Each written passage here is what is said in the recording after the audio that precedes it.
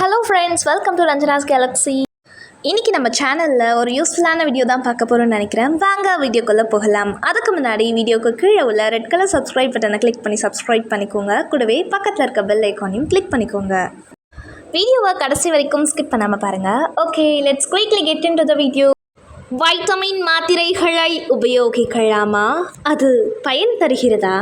அதனை பற்றி காணலாம், பாருங்கள். வைட்டமின் மாத்திரைகளுக்காக உலகம் முழுவதும் மக்கள் பணத்தை செலவு செய்து சாப்பிட்டு கொண்டே இருக்கிறார்கள்.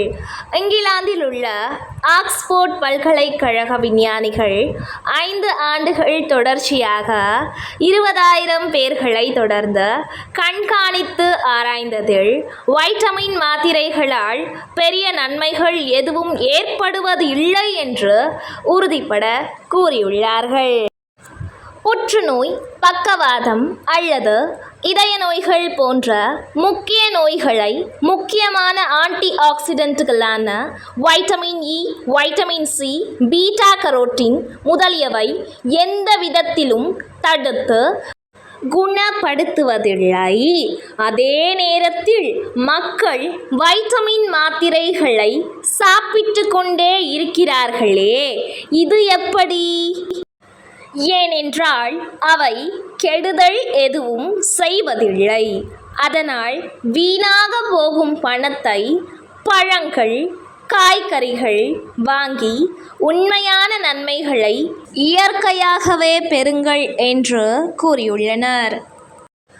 20,000 பேர்களை 2 பிரிவாக பிரித்து ஒரு பிரிவினருக்கு வைட்டமின் மாத்திரைகளையும் இன்னொரு பிரிவினருக்கு வைட்டமின் மாத்திரை என்று கூறி ஒன்றுமற்ற மாத்திரைகளையும் கொடுத்து வந்தனர்.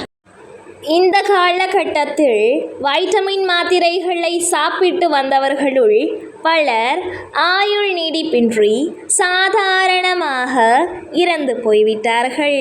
Vitamin C, vitamin E, beta carotene இந்த 3 மாத்திரைகளும் எந்த விதத்திலும் மாரடைப்பு, பக்கவாதம், புற்றுநோய் முதலியவையை வராமல் தடுக்கவில்லை.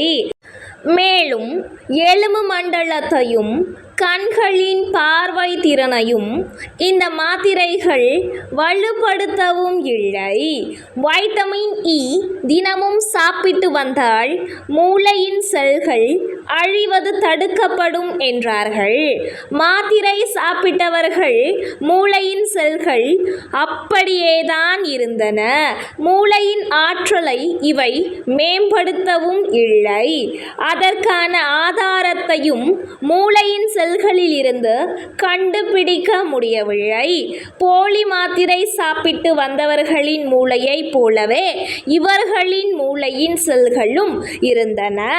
ஆஸ்துமா மற்றும் மூச்சு விடுதல் சம்பந்தமான கோளாறுகளையும் இவை தடுக்கவில்லை. எல்லாவற்றிற்கும் மேலாக வைட்டமின் மாத்திரைகளை தொடர்ந்து சாப்பிட்டு வந்தவர்களின் இரத்தத்தில் கெட்ட கொலஸ்ட்ராலின் அளவு மெல்ல மெல்ல அதிகரித்தது என்கிறார் பேராசிரியர் காலின்ஸ்.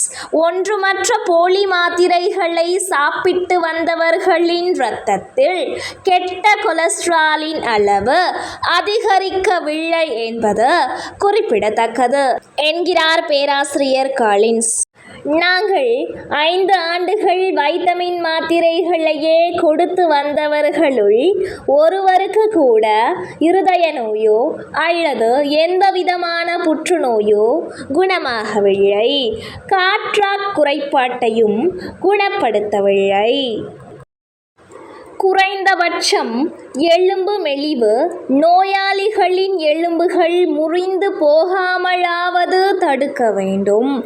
அதையும் இந்த வைட்டமின் மாத்திரைகள் செய்யவில்லை.